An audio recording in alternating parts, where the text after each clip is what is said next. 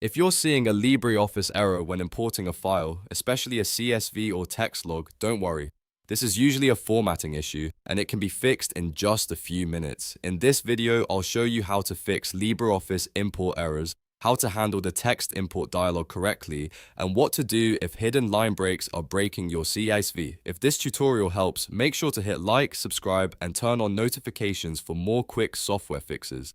Alright, let's jump in. First, open LibreOffice and go to File, then Open. Find the CSV, text file, or log file that you want to import and select it. At this point, LibreOffice should open the Text Import Dialog.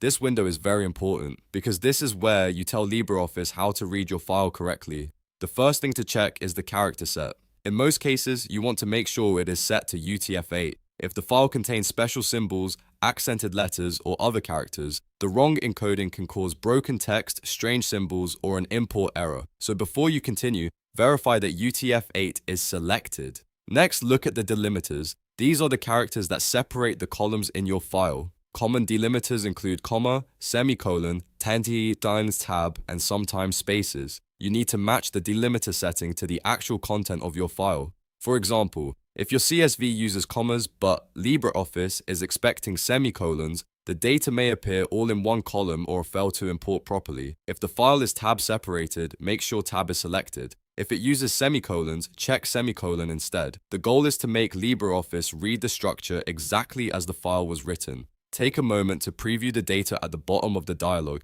If the columns are lining up correctly, that's a good sign. If everything looks squashed into one column or the rows are splitting in the wrong places, go back and adjust the delimiter settings until the preview looks clean and organized. Once the preview matches the file structure, click OK to import it. Now, if the file still breaks during import, the issue may be caused by hidden line feed problems. This is a very common CSV trap. Sometimes a file contains carriage returns or line breaks inside a single text field, and LibreOffice mistakes that for the end of a row. When that happens, the file may look corrupted, rows may shift, or data may appear in the wrong place. To fix that, open the CSV in a plain text editor like Notepad. Do not use a spreadsheet app first, because that can hide the raw structure.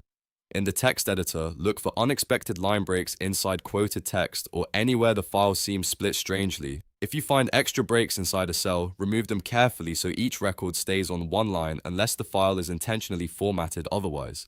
After cleaning the file, save it, then go back to LibreOffice and import it again using the same file and open process. Once more, confirm that UTF-8 is selected and that the delimiter matches the file content. In most cases, that combination fixes the import issue completely.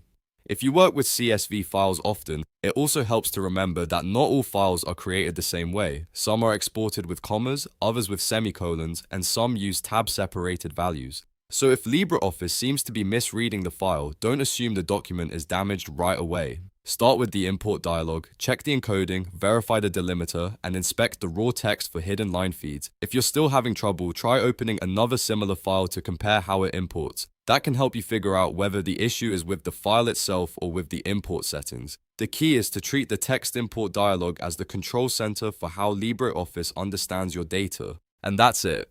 You've now learned how to fix LibreOffice file import errors by setting the correct UTF-8 character encoding, matching the proper delimiter, and cleaning up hidden line feed issues in the source file. If this video helped you out, please give it a like, subscribe for more LibreOffice tutorials, and I'll see you in the next one.